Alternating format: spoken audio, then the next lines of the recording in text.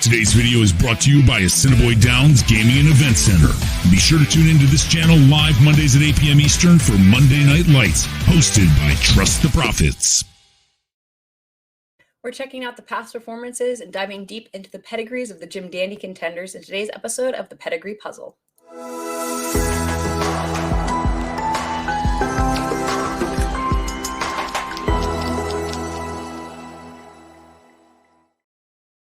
Today, I'm going to use the Jim Dandy as an excuse to discuss some of the more in-depth concepts in pedigree analysis that I talk about sometimes in my videos. I actually did a post on my blog explaining some of these terms, and you can find a link to that in the description below, but I'll do my best to explain everything here as well. Saratoga's local prep for the Traverse, the Jim Dandy, runs this weekend as the 10th race on the Saturday card. The field is short, but absolutely stacked with quality, and I thought this race would make the perfect opportunity to explain some of the more niche concepts and terms that I use a lot of times without thinking in my pedigree analysis. So we'll go horse by horse, and we'll talk about each individual and their past performances like normal, and then we will also talk about what kind of pedigree patterns they represent. And a lot of the pedigree talk in this video is not going to be particularly relevant to handicapping in this race. So if you're just looking for kind of the handicapping strictly side of things, skip to the timestamp below for my overall handicapping perspective of the race. And with that, we will go ahead and get started with Disarm. This is a horse who I believe has a lot of talent and will be a force in this division toward the end of this year and into next year.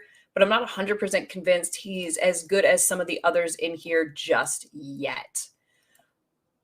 He did get his first win on the year in the Matt Win Stakes, stalking a fairly slow pace and running down verifying for the victory. That 102 buyer that he got in that race is continuing to build off the 100 that he got for a solid fourth place effort in the Derby.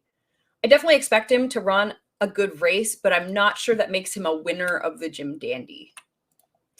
As for his pedigree, I want to start by explaining the Bruce Lowe family numbers. You've probably heard me refer to things like family 17B, 30, or 1X, and wondered what those numbers mean.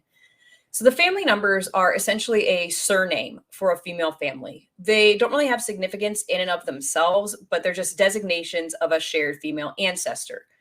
For instance, family 30 is a branch of family 3. You also have family 3L, for instance, that both trace to a more distant ancestor. I focus extensively on female families in my research because genetically, organisms inherit a part of their DNA exclusively from their mother. This DNA, known as mitochondrial DNA, because it's found in the mitochondria of the cell, the part of the cell that converts food into energy. This combines with nuclear DNA inherited from both parents to determine an individual's genetic makeup.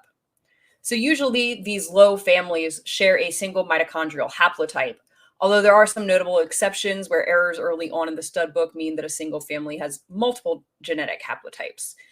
Additionally, there are some female families such as 4, 11, and 13 that are genetically identical and trace back to a common ancestor from before the stud book was originated. And this is why I like line breeding to female families. And line breeding, the way I use it, it's a term that means different things to different people.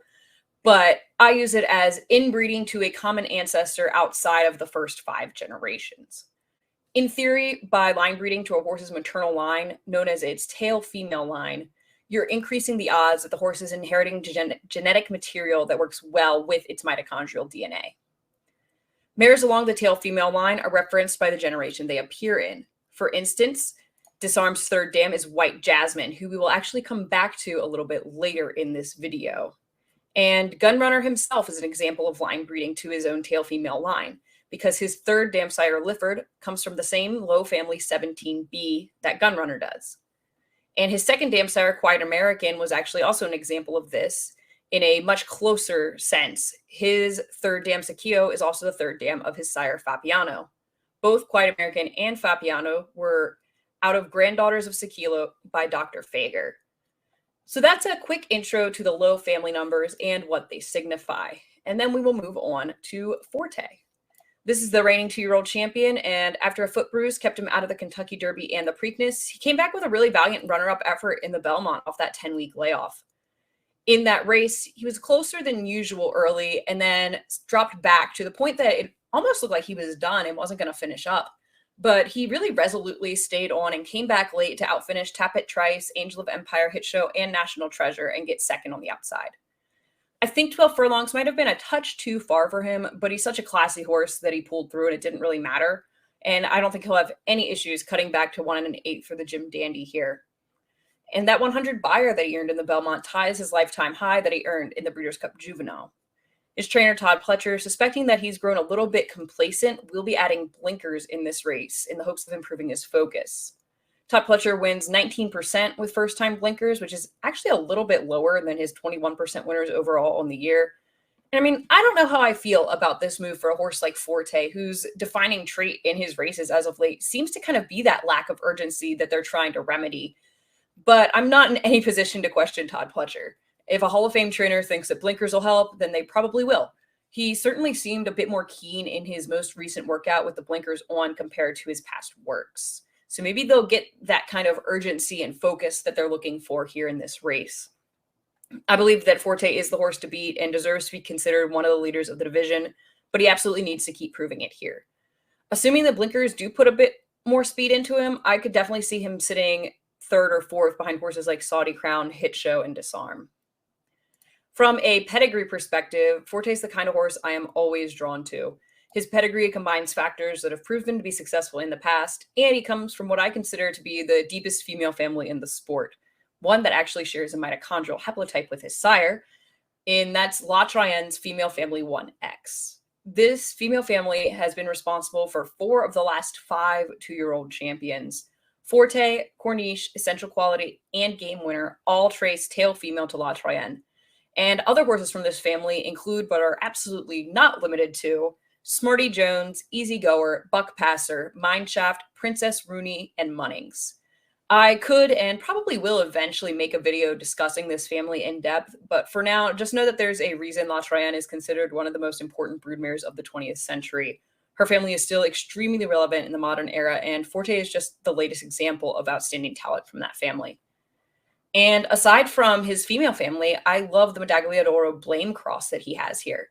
This cross is also responsible for graded stakes winner Bell Harbor Music and stakes winner Botanical in just 9 starters. So that's 33.3% stakes winners from starters so far. This is another example of female family line breeding, as Blame's third dam Special is the second dam of Medaglia d'Oro's grandsire Sadler's Wells. Next we have Hit Show. This is a gutty, hard-trying horse who really seems to love to get physical with his opponents. He's not afraid of a fight, and he demonstrated that really fully in the Wood Memorial, but it was also on display in both the Kentucky Derby and Belmont Stakes. I really like the steadily improving buyer speed figures that he has, and I think he should get a good stalking trip right behind stablemate Saudi Crown. He is another one like Disarm, who I think needs to step up to get the job done, but wouldn't surprise anybody if he did off of these solid efforts throughout his career. Hit Show's pedigree is an example of a very popular nick, and a nick is a term used to describe the successful crossing of different sire lines. In this case, we're looking at the Candy Ride Tapit nick, which you can see some stats on courtesy here of Grade 1 Goldmine. Hit Show is one of 11 stakes winners bred on this pattern, which is over 15% of the starters by Candy Ride or his sons, and out of mares from the Tapit sire line. With Gunrunner and Tapit both being owned and raced by Winchell, there's going to be plenty more opportunities for this nick to succeed. But Candy Red himself is the sire of 5 of these stakes winners, and his son Twirling Candy has graded stakes winner Gear Jockey out of a Tapit mare.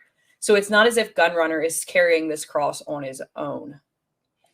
Clearly, there's something about that Candy Ride Tapit nick that works well, and Hit Show is one of quite a few examples of it being a successful cross.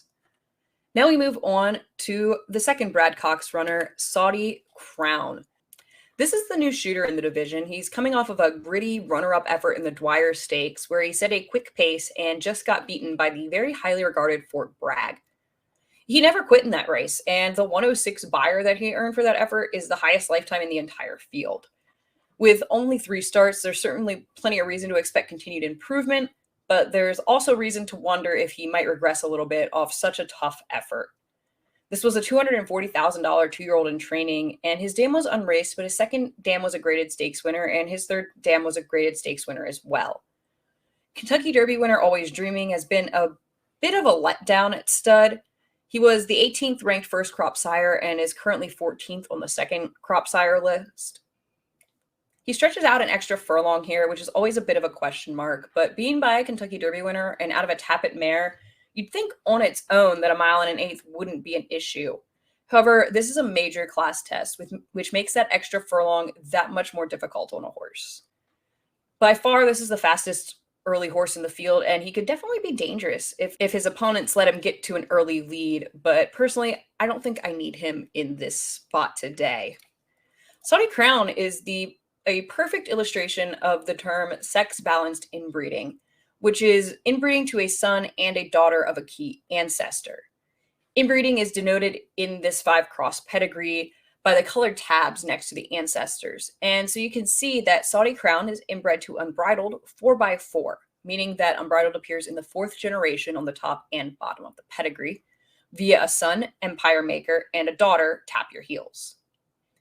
He also has Stormcat 4x4 via a daughter, Untouched Talent, and son, Forestry, and AP Indy 5x4 via his daughter, Parade Queen, and son, Pulpit. Now, whether sex-balanced inbreeding is any better or worse than regular just inbreeding is definitely up for debate. And personally, I'm not a big believer in it being particularly noteworthy. So let's take a look at the examples seen here to kind of illustrate that.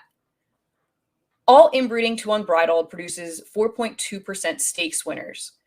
But when inbreeding to Unbridled with a son on the top half of the pedigree and a daughter on the bottom, that number is 4.15% stakes winners. So that's pretty comparable. What about Stormcat?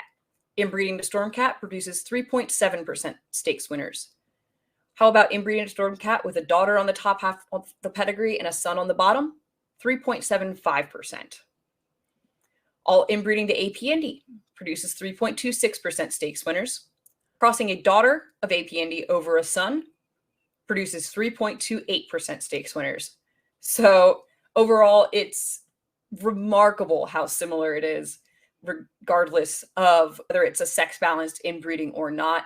So generally, I don't care too much whether inbreeding is sex-balanced or not, and I think that the statistics here, at least in these 3 examples, reinforce that belief. But I do find it interesting to note, and it is something that you'll occasionally hear referred to in pedigree analysis. Next is Angel of Empire. This horse has been ultra consistent, and personally, I'm convinced the Belmont was too far for him, and he still ran a great race in there anyway. So he definitely has to be considered a threat in this spot. The only question really is whether he'll get the pace that he really wants to run into. He did add blinkers last time out for the Belmont, though, and was a lot keener early on. However, he still wants a target to run at, and he will get that here. The real question is whether that target will be backing up. And of course, a lot of people have been waiting to see a breakthrough effort from this horse, and I think it could come in here. And remember when I said that White Jasmine would be back? She's Disarm's 3rd dam, and she's the 4th dam of Angel of Empire. They both come from family 26, a family that also includes graded stakes winners such as Looking Cool, a son of Candy Ride, who is the grandsire of Disarm, and Forbidden Kingdom, who's by American Pharaoh, who, like Classic Empire, is a son of Pioneer the Nile. So you can tell that this White Jasmine family has worked before with influences seen in both Disarm and Angel of Empire. Another stakes-winning 3-year-old, Chase the Chaos, also traces back to White Jasmine. A different branch of this family, which traces back to White Jasmine's 3rd dam, Papilla, is responsible for the likes of Tisnow, Painter, and Oxbow. But the most interesting thing about Angel of Empire, in my opinion, is the line breeding to different branches of Low Family 4. His dam, Armani's Angel, is line bred to Family 4R via To Honor and Serve and Carson City, who both trace to the 19th century mare Miss Obstinate. And the choice to send her to Classic Empire is interesting because he is a member of Family 4M, which he shares with Bernardini, as they both trace to the 19th century mare Magnolia, the foundation mare of that family. Angel of Empire, to me, is a really interesting example of how repeating a family, even outside of the maternal line, can produce exceptional racehorses. So with all of that pedigree nonsense out of the way, how do I see this race shaping up? Honestly, I feel like it's a tough race to really have a strong opinion in, and I personally will absolutely be passing from a betting perspective. Though, if you do have a strong opinion, I do think you'll get a fair price on just about everyone in the race. Although, at the time of recording, the morning line is not yet out for this race. From a pace perspective, I do think that Saudi Crown should get the lead, but I expect it to be a pretty compact group. I don't think they're going to get particularly strung out in here. I think Hit Show probably sits just off, with Disarm and probably Forte being a little more keen than normal in behind them. And I don't think Angel of Empire is going to let them get too far away, though I expect that he's probably the most likely trailer early on.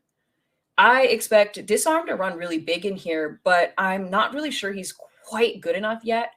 He is going to put in a huge breakthrough effort at some point. I'm convinced of it, but I'm not convinced that it's going to be in here. Angel of Empire is a horse that you can never count out. I do think that the 1.125 suits him a lot better than the 1.5 of the Belmont did, but I'm not certain that he gets the ideal trip in here with a short field.